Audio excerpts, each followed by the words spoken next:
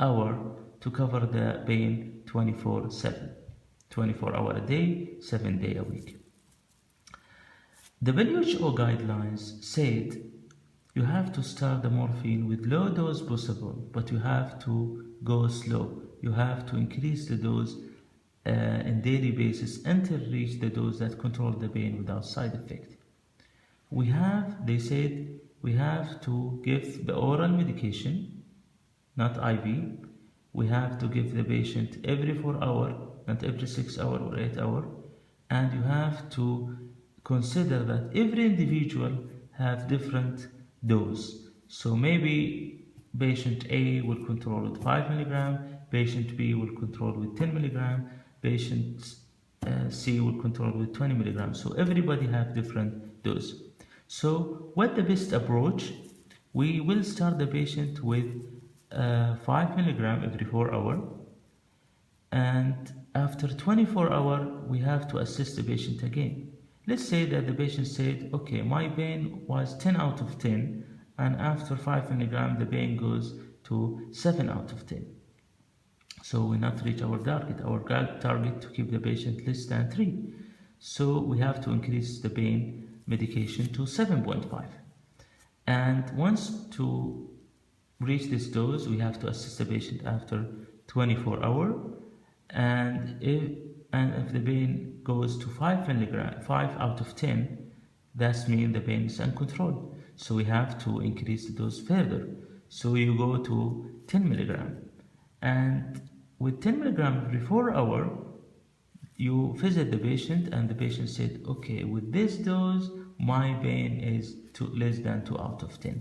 So now we reach the level that controls the pain without side effect. What's happened if we start the 10 milligram from beginning? The problem is maybe the patient will get toxicity and patient maybe die or had very severe side effect. So to keep the patient with this level, you have to start the low dose and go very slow every 24 hours to assess the pain. Then after that you understand which dose that control the pain without side effect. Okay. Now we will talk about many myths about the morphine. There are confusing terms in this topic. First is tolerance. What is the tolerance? Tolerance is normal physiological phenomenon. When you start the patient on the dose of morphine, for example 10 milligram and 10 milligram controlling the pain for several months, and after a few months the patient told you, okay, I used to control with 10 milligram and 10 milligram do nothing for me now.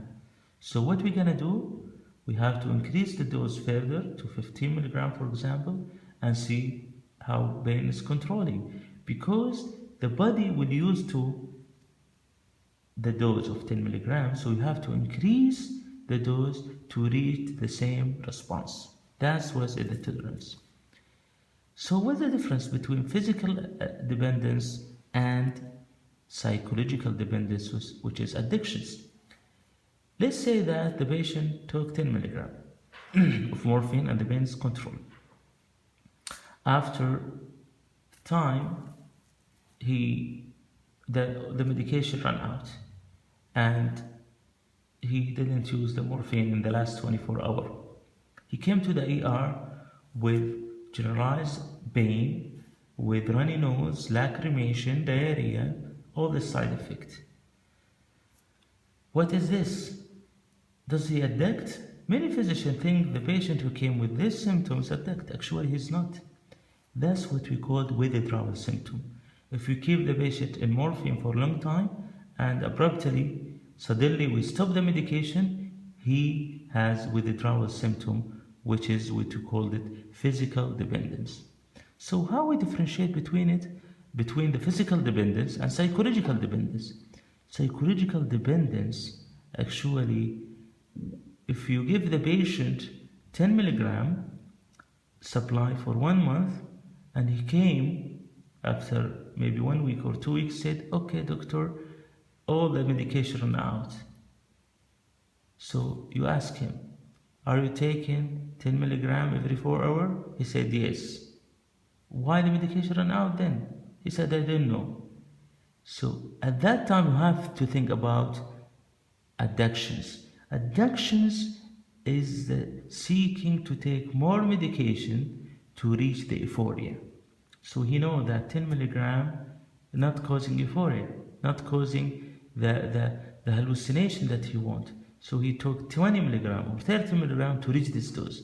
So he gonna finish all amount in short period. So that is psychological. He not taking the medication as the physician prescribed, and he took extra dose to reach euphoria. And that's the addictions.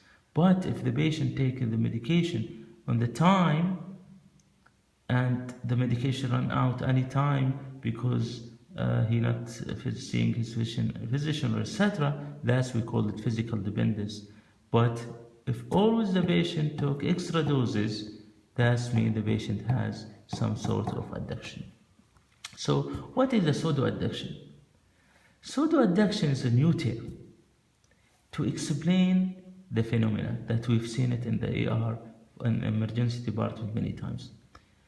If the patient come to the physician X and the physician X giving the morphine and he trained to give morphine, so and he gives, for example, 10 milligram every 4 hours, and after a while the medication ran out, and the same physician came to the physician Y, different physician, and he said, okay, I'm not trained to give morphine, I will not give you anything.